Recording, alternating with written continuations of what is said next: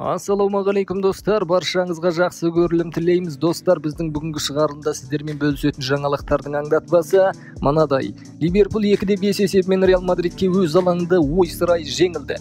Ал Айнтрахт болса 2-0 есебімен өз алаңында Наполиға жол берді. Ал Лейпциг пен Ситиге келетін болсақ, әрине Лейпциг өз алаңында керемет фантастика ойын көрсетті. Сити өзіне лайықты тең нәтижесін алды. Ал Интерге келетін болсақ, Портуды зорлап жүріп зорға жеңген тәрізді достар. Және осы тектес басқа да ақпараттармен бүгінгі шығарылымда бөлісетін боламыз. Ендеше экранға жақсылап жайғасып алсаңыздар достар, лайк, коммент жазуды ұмытпаңыздар. Біз бүгінгі шығарылымда бастаймыз. Ливерпуль кеше неге жеңілді, қандай қателіктер ойында орын алды, қандай факторлер жеңілуге әкеліп соқты, осы тектес сұрақтарға ойыннан кейін Юрген Клоп былай деп жауап берген екен.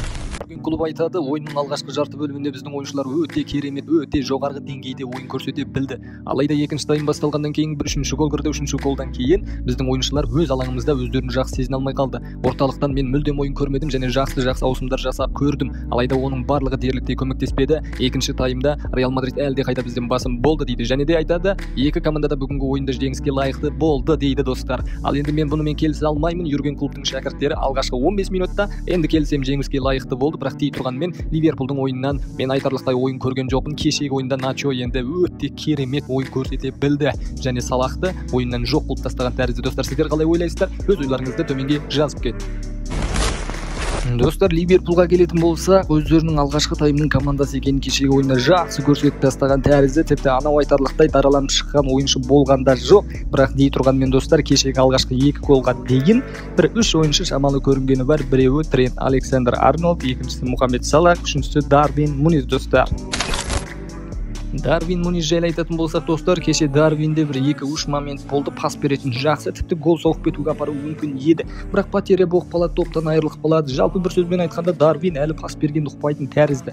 Ойында анық, ашық көрініп қалған сондай бір моменттер болды. Сіздерге көрінді ме, сіздер білдіңіздер ме, сездіңіздер ме, көрдіңіздер ме? Өз ойыңды комментарийге жазып кет. Бір сөзбен айтқанда Ливерпулға әлі Дарвин Нуньес сіңіп болмаған тәрізді достар. Достар, Ливерпулдің фанаты болсаң, мүмкін саған ұнамау мүмкін. Ойында болған бір жағдайлар жайында айтайын. Жалпы бір сөзбен айтқанда кім жайлы айтып тұрған өздеріңіз жақсы біліп тұрсыздар. Коди Гакпо жайлы айтып тұрмыз. Жалпы бір сөзбен айтқанда өзінің Ливерпулға келмейтін, Ливерпулдің ойыншысы емес екенін көрсетіп келеді. Мен қаншама ойындарын көріп келе жатырмын. Тіпті кешегі ойында көрсетті, дәлелдеген секілді. Центрде ойнайтын шабуылшы емес екенін көрсетіп берді достар. Көрдіңіздер, оны сәл төменгі позицияға қойсаң, нормально ойын көрсете алады. Болмаса центрде өз позициясын жоғалтады. Мен соны көп көрдім, көп байқадым. Сол қапталға шықты, бірде оң қапталға шықты, сосын апсайдқа шығып кете берді. Оны Рюдигер мен Милитау кәдімгідей апсайдқа лақтырып тастаған секілді. Сіздер қалай ойлайсыздар? Ливерпулға шынымен де келмейтін ойыншы ма? Жоқ, мүмкін енді ашылып кете ма деген сықылды. Өз ойларыңызды Ливерпулдің фанаты болсаң төменге жазып кет досым. Достар, кешегі Ливерпуль мен Реал Мадридтің ойынына жалпылай шолу жасап қорытынды жасайтын болсақ, достар, енді барлығы айтып жатыр, Реал Мадридте кеше 3 ойыншы болды, керемет жоғарғы деңгейде ойын көрсеткен деп жатыр екен.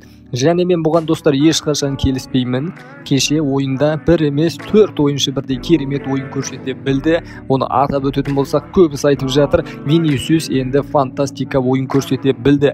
Мен екінші орынға Модричті не болмаса Бенземаны қоя алмаймын, себебі өздеріңіз байқап қарасаңыздар, Салахты алаңда жоқ қылып тастаған бір керемет ойыншы бар, және ол оң қапталда ойнайтын қорғаушы, центрда ойнай алады және сол жақ қапталға шыға тұрып, Салахты ойыннан жоқ қылып тастаған Начоны мен екінші орынға қоямын достар. Начо енді кеше енді масқара ойын көрсетті. Начоға дейін, Начодан кейін деп бөлуге болады бұл ойынды достар. Сіздер қалай ойлайсыздар? Өз ойларыңызды комментарийге жазып кетіңіздер. Ал ендеше біз енді Наполидің матчына өтетін боламыз. Реалды осылай қорытындылап жабамыз достар.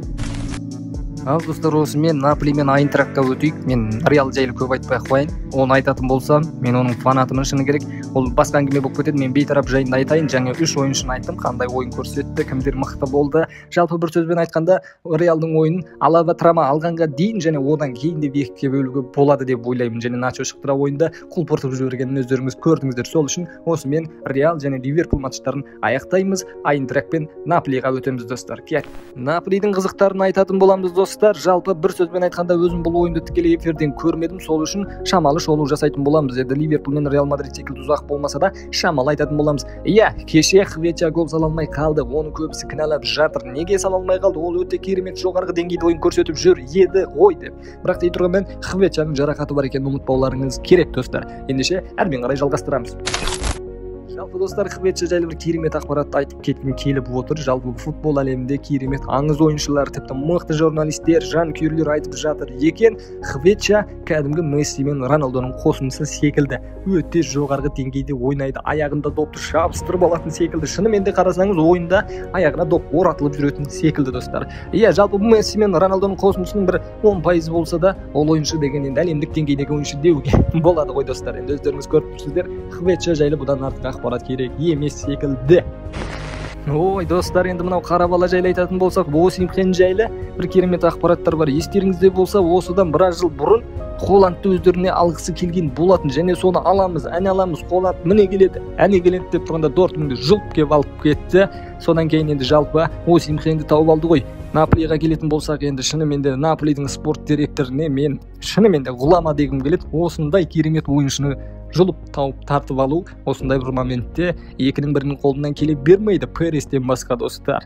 Енді бір сөзбен айтқанда Наполидан осы маусымда кететін анық қой. Дей тұрғанмен де осы қара бала өте ұзаққа баратын тәрізді достар. Сіздер қалай ойлайсыздар? Өз ойларыңызды төменге жазып кетіңіздер. Жалпы достар, ойынға келетін болсақ, енді Айнтрахт пен Наполи кәдімгі тең деңгейде ойын көрсетті деп жатыр екен болжампаздар. Бірақ мен оған келіспеймін, себебі Наполи кәдімгі тактика тұрғысынан өте керемет басым болды. Өздеріңіз қараңыздар, ана Лусано қандай ойнайды, ол енді алаңды сезу қандай, пасты қандай берді мысалы да. Енді ең үздік ойыншы Лусано болды ғой. Шынымен де оған бір сөзбен айтқанда, мен осыдан 4 жыл бұрын Наполида қалай келді көрдім. Содан бастап мен Лусаноды жақсы көремін, Наполида Лусаноға фанатпын. Шынын айтайын, оны жасыратын ештеңе жоқ.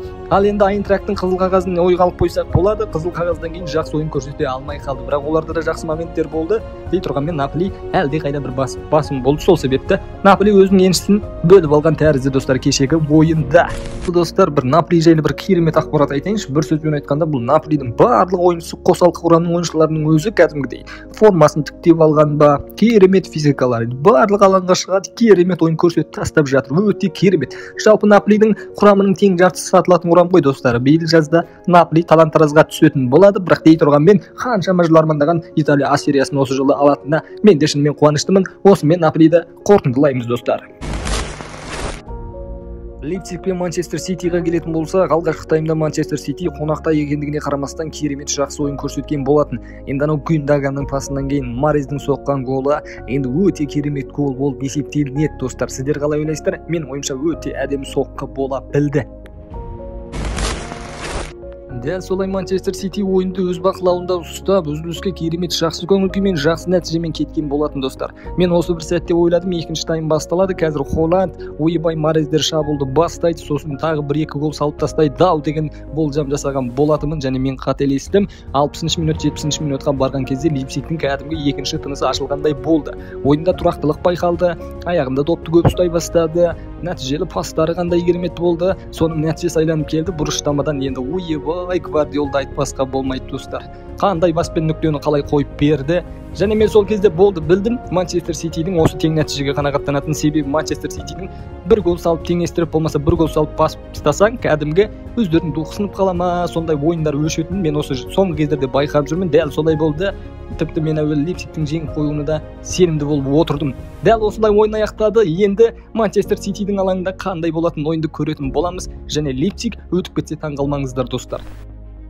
Ал достар, сіздер қалай ойлайсыздар? Ертең Манчестер Ситидің алаңына барған кезде ойын қандай болады? Лейпцигтен қандай ойын күтуге болады? Манчестер Сити нелер жасай алады деген ойларыңызды комментарийге жазыңыздар, және нақты ойында болатын шотты жазып кетсеңіздер керемет болатын еді достар. Себебі мен былай айтайын, бір адам, екі адам демейміз, 3 адамға бұйыртса, енді 1-2 апта қой ары кетсе. Содан кейін нәтиже шығады. Сол кезде біз сіздерге Telegram каналда барлығын айтатын боламыз, және осы YouTube-да осындай жігіттер осындай шотты жазған болатын, және тура келді деп Инстаграмда сіздерге тегін жарнама жасап береміз. Ал YouTube'да осындай болды деп сіздерді көрсетеміз. Біріңізге 5 мың теңгеден 3 адамға 15 мың теңге сыйлайтын боламыз. Просто достар, әзірден өз ойыңды жазып кет. Біз осымен осы матчқа талдау жасауды аяқтаймыз. Порту мен Интердің матчына келетін болсақ, енді кеше шынымен де толықтай көрген жоқпын, 70 минуттардан кейін көрдім. Бірақ сонда менің бір байқағаным достар, кәдімгі Интердің ойыншылары қасында кімнің жүргенін, кімнің қай жағында жүргенін нақты бірін-бірін ойыншылар сезбейді мүлдем. Біріне бір пасты дұрыс бермейді, пастары дөйдала. Тіпті алаңда профессионал футболшылар емес, бір алаңда футбол теуіп жүрген өзіміз секілді жігіттерді көргендей болдым. Артық кетсем айып етпеңіздер, дәл осылай жүре беретін болса, Интер ұзаққа бармайды достар. Ал енді қонақта қандай нәтиже болады, қайсы команда келесі турға өтеді, оны өз ойларыңызды жазыңыздар, қандай счет болады, міндетті түрде жазыңыздар. Біз сіздердің ойларыңызбен санасатын боламыз. Ал менің ойымша достар, қонақта Порту өз алаңында Интерді ойсыратып жеңіп кетеді десе де, мен таңғалмаймын достар. Сол үшін осы матчты осылай аяқтап жылы жауып қоя салайық. Барлығын уақыты келгенде білетін боламыз достар. Ал достар, баршаңызға рахмет. Осымен біз бүгінгі шығарылымда сіздермен бөліскен ақпараттарымыз соңына жетті. Баршаңызға мың алғыс. Аз болса да көптей болып отырған сіздердей осындай жазылушымызға, сіздердей бауырларымыздың барына мың алғыс. Алдағы уақытта сіздерге дайындаған сыйлықтарымыз бар. Оны барлығын алдағы уақытта айтатын боламыз. Достар, сіздерден бір ғана көмек, коммент жазыңыздар көбірек қылып, сосын лайк басыңыздар, телеграмдағы, ватсаптағы бауырларыңызға таратып, қазақша арнаға қолдау көрсетіп кетсеңіздер, нұр үстіне нұр болатын еді. Сіздердей қазіргі таңда осы аз ғана оқырманымыз, сіздер біздің есімізде боласыздар. Ертең 10 мың тіпті 100 мыңға жетіп жатсақ, сіздерді әлде қайда басқаша қолдап жүретін боламыз. Ал ендеше баршаңызға тек қана сау.